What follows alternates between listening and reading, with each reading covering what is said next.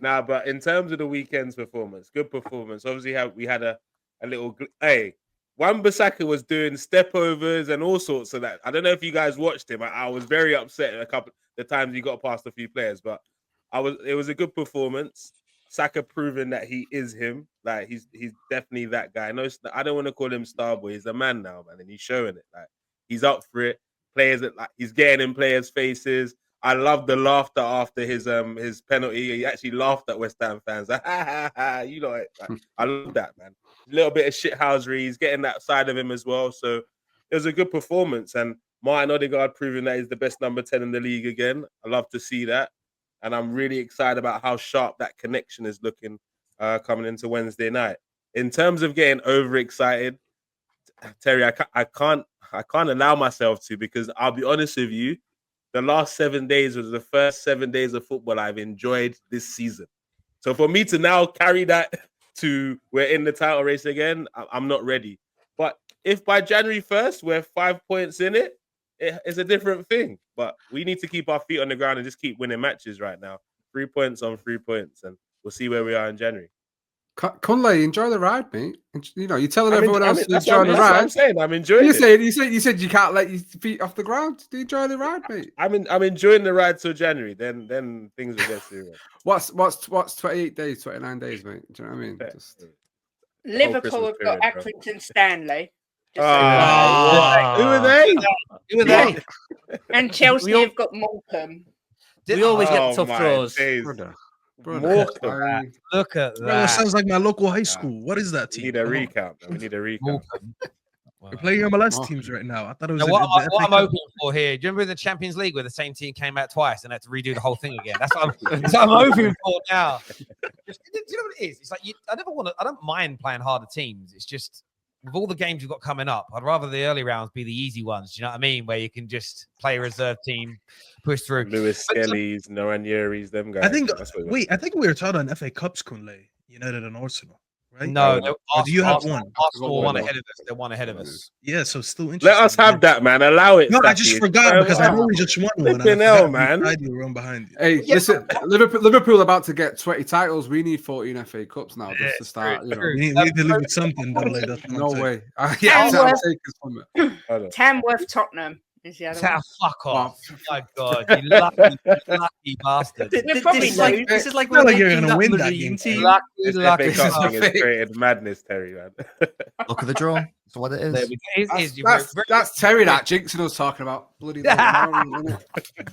fairness, I will say about United, in the last couple of years, we've had some very good runs in terms of draws. We've been very lucky. And then we went 2 seasons having every FA Cup game at home. At home, yeah. So you've got to take it rough and smooth.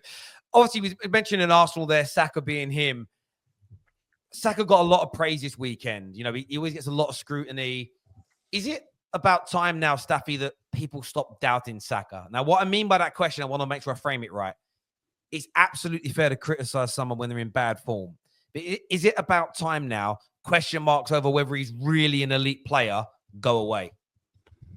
Yeah, of course, he's doing that at 23. And I feel like people really underestimate these numbers. That these all these players, by the way, that we're comparing Foden, Saka, Palmer, all these guys, they're doing all this and they're under 23, 22 years old. Like these guys are all amazing. And Saka, listen, there's a little bit of banter, obviously, where we try to troll Arsenal fans. Oh no, my star boy's better. I'm gonna do it with Ahmad when he stays consistent. Just bet on that, Kunle. But Saka's absolutely amazing, bro. To be doing what he's doing, to be leading the team the way that he does, and being that important figure for a team that it's been. Let's be honest, we make fun of them for not winning the league, but they've competed for the league 2 seasons in a row. So this kid has been competing for the league since he was 21, and he's been one of their main players, if not their main player. He's one of the captains now, and you could see his growth day after day, even his personality. Kunle just said it spot on. Even the way he laughed at West Ham fans. These are the things that, like, his personality is growing in front of us. You know what I'm saying? So it's like this whole thing that he's not a big game player and he's not a superstar. He's not a world-class player. If you objectively disagree on what world-class means, that's fine, because some people have higher standards for that word than others. but there is no doubt that Saka is a top player in this league. You know, when you talk about top 10, top 5 players in the league, he is in that conversation. Let's just be honest. So it is what it is. People are going to continue to banter him, but let's just be honest. Most of us would want us in our team. Like He doesn't get in one team. He's only one team he arguably doesn't get in, and that's Liverpool, just because of Salah, mate. But every other team in the league, he gets in. So for me, you know, in world football, bro, he gets a lot of unnecessary double A. Like, who does? Which team doesn't he get into? Barcelona, you probably don't get into right now. Okay, that's how I can give you that. I will say that one. But everyone else, yeah, you're absolutely right, mate. I think it's everything for me. It's pardon, you know, the wording, but it's the full package, mate. Because you root for him because of how, you know, how nice. I see someone on YouTube. He's doing Lad Bible, doing the food tasting thing. And the kid's just likable in every single way. And then, you know, to do it on the pitch as well, you know, it makes you like him. And it's similar to City a few years ago, being a massive United fan, but City had players that you couldn't, you just had to like because of who they were. You know, you couldn't hate them, which is horrible for me to even think, never mind say. So Saka goes right along with that. And, you know, the hard times he had with England, missing the penalty and everything like that, and the test of character to come back from that and improve every single year, just shows you what a quality player and person he is. And I think he could go wherever he wants to, and hopefully maybe not at Arsenal. But I'm saying, I mean in terms of achieving stuff in the game, okay, yeah. Achieving stuff in the game. I mean, but if I was just about to say. Soon. But that's what I mean. I do hope he wins trophies. I'd love to see Saka at Real Madrid. It'd be great to see him at Real Madrid. Why would you love to see that? Barcelona, not Real Madrid. Why would you like to see that, Terry? Why? So we can drink the Arsenal tears. Why would you like to see that? Why? That doesn't even look nice. Because we'll see your pain. Saka in an all-white kit. That looks weird, man. Playing Arsenal with, I've now got to go to the Emirates twice this season. Once on Wednesday, and then again in January for the FA Cup. And if I didn't have to face a Bukayo Saka, I would be a much happier bunny.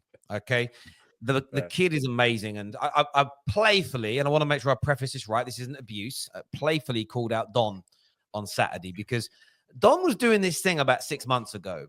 And I know Don's game. He's very clever, very smart. And I mean that as a compliment, where he won't say, I think Saka is trash and he's overrated directly like that, because you can hold that against him.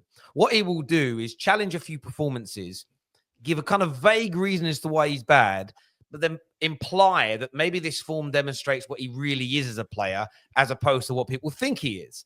And he sort of does it in a roundabout kind of way. Right. And I've just watched Saka this season. He's been one of the best players in the Premier League, even when Arsenal was struggling. A really good point someone made about Phil Foden the other day, and I'm a big defender of Phil Foden, but when City have been in a slump and needed a player to pull him out of the mire, Phil Foden hasn't done that. Doesn't mean he won't in the future. Doesn't mean he can't do it. You don't write him off yet any season. But Saka's done that as an 18, 19-year-old for Arsenal when they were the pits. He has dragged them through games. He has scored them goals. And there is something that is special about that as well. It's a string to his bow in terms of, in the end of his career, when you do a legacy debate, it's going to be a string to his bow.